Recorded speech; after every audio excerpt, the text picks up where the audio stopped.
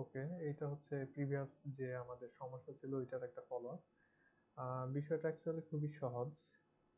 Just আমাদের একটা জায়গাতে হচ্ছে আমরা অতিরিক্ত কনফিগারেশন করতে গেছিলাম, যেটা নেসেসারি ছিল না, এই জন্য সমস্যা হচ্ছিল। তো এইটাকে আমি সহজভাবে এক্সপ্লেন করি। সেই যে ওয়্যারলেস রাউটারের জন্য সেট আপ আছে, সেট আপের মধ্যে আমি এই পাশের জন্য আমি একটা সাবনেট নিলাম, যেটাকে 10.0 কে ভেঙে দুইটা সাবনেট করছি। একটা সাবনেট 10.0 টু 127, আর আরেকটা সাবনেট 10, এটা 10 হবে অ্যাকচুয়ালি, 10.128 থেকে 255, এটা হচ্ছে আরেকটা সাবনেট। তো এই সাবনেটটাকে আমি এখানে যেভাবে অ্যাপ্লাই করা দরকার অ্যাপ্লাই করলাম।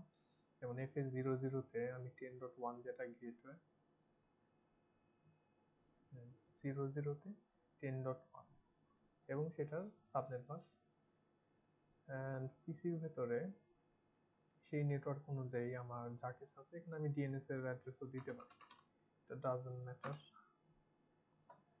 এখানে 10.3 যেটা আছে, এই পিসিকে 10.3 দিলাম, যেটা কিনা এই রেঞ্জের ভেতরেই থাকে, and subnet mask and default gateway, যেটা এই যে ডিফল্ট গেটওয়ে সেটা।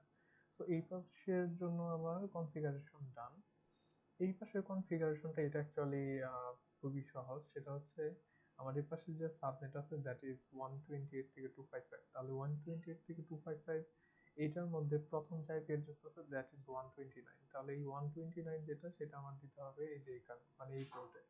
তাহলে এই পোর্টের মধ্যে আছে আমার 10, এই যে এখানে 10.129, এটা দেওয়ার পর এরপরের যে আইপি অ্যাড্রেস সেটা হচ্ছে এইখানে দেওয়া যেতে পারে, দ্যাট ইজ ল্যানে। ল্যানে দেওয়ার জন্য আমার যেতে হবে wireless router, and wireless router এখানে দুই ভাবে দেওয়া যায়, এখান থেকে দিলে পরে হবে যেখানে ল্যান, মানে পরের যে IP address 129 130 130 and subnet mask ডান।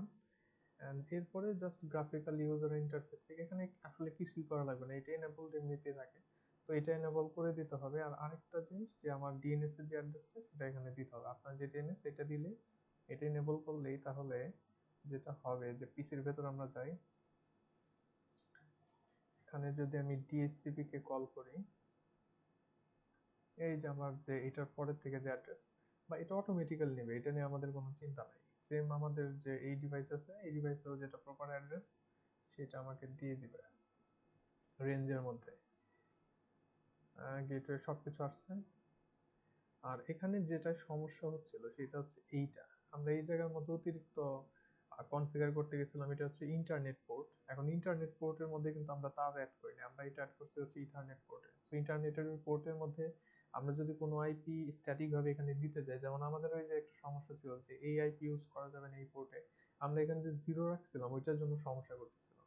তো এইখানে কনফিগার করতে গেলে ঝামেলা হবে, যেহেতু এই পোর্টে আমরা ইউজ করতেছি না, সো আমাদের কনফিগার করার দরকার নেই, এটা এইভাবে ফেলে রাখলে হবে, এটার কোনো দরকার নেই, এটাকে অফ করে রাখতে হবে। আর ল্যানের মধ্যে মানে এই যেখানে শুধুমাত্র আইপি দিতে হবে সাবনেট মাস্ক, অ্যান্ড বাকিটা এটা অটোমেটিক নিয়ে নিবে আর কি, সেভ সেটিংস। অ্যান্ড এখানে যদি আমি দেখি এখানে সব চলে আসছে, এখান থেকে যদি মেসেজ পাঠাই successful, successful, same and same. So এখানে একদম সাবনেটিং করে ওই অনুযায়ী হচ্ছে সবকিছু করা আছে, ডিএসসিপি সার্ভার ডিসেবল করা হয়নি, কিছুই করা হয়নি। তো এই অনুযায়ী করলে পরে আশা করি আর কোনো সমস্যা থাকবে না কারণ